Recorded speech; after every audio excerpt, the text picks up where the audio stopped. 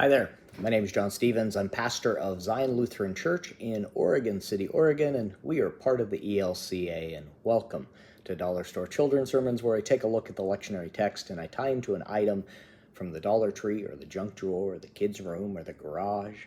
You know how we've been doing it. Thank you so much for spending a little bit of your week with me in this way.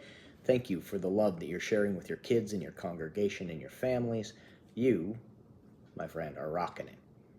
Thank you. This is for the narrative lectionary, and we are looking at Joseph. We are looking at the story of, we're starting from, there's a lot in here. You could take one little bit if you wanted to do the multicolored coat. There's so many things.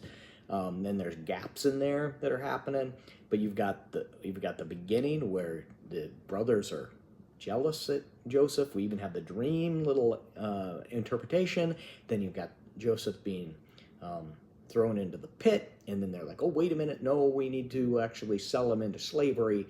And then we have Joseph forgiving the brothers, and the whole thing of they meant it for bad, God used it for good. And so, what do you do with that? Two things, two directions. One is, you've used this last time in 2021, I think, a first aid kit.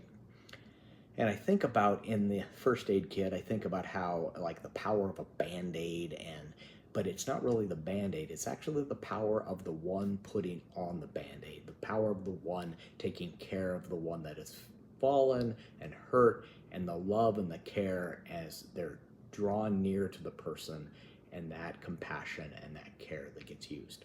And I'm thinking about, like, when my son or Uriah, when my kids, they would hurt themselves, and the idea of taking care of them.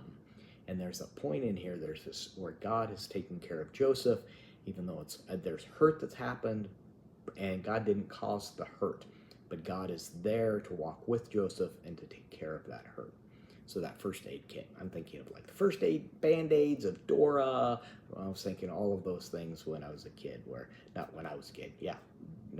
Dora wasn't there when I was a kid, but my kids with Dora, or just the things that made the hurt feel better, didn't take away, but I was there present. And so that's one direction. You can actually search on dskidsermons.com. There's the search where you can look for, just put in the text, just copy the entire text and put that into the search bar, and it will bring that up, and it's 2021. So today I'm thinking about a mirror, and I'm thinking about, we always said, or when I was a kid, one of a phrase that I have heard is, looking at life in the rearview mirror, the things that have gone on in the past. And I'm thinking about when we use a mirror and we look, and you can kind of look into the back, you can see the things back there. And here, the story, Joseph, at that end, when the brothers ask for forgiveness, there's a point where Joseph is able to look at the past and say, you meant this to be bad. You meant this for harm. You meant this for cruelty. God, however, was able to use it for good. The clear thing is I want to be very clear that that we believe, and we could just question what the story is getting at, but the belief is that God did not cause this. God did not cause Joseph to be sold into slavery. God did not cause the brothers to be envious and cruel and jealous. But God used this for good. And I think about the times when I look in the rearview mirror and I see the things that in the past was harmful, or things that happened in my life that God used afterwards as good. There's times where I'm thinking about in the kids, where we've got a kid that is talking, he sees somebody with a broken arm, and he can talk about how, when I had a broken arm, and there's this empathy that the two people can connect. And when we as a church, when we as a people, when one's called the body of Christ, when we are called together and we are looking at the world, and we can enter into having our heart and our mind be empathetic, about being able to say, we know what you're going through, or I can relate somewhat. I don't know exactly what you're going through, but I'm guessing, and I'm guessing that this, as I look at the rearview mirror, when this happened to me, and then the promise, our baptismal promise, is that God is with us and walks with us, and the cross tells us, in Luther's theology of the cross, that God sits with us in the ashes, and God holds us because God knows about our pain.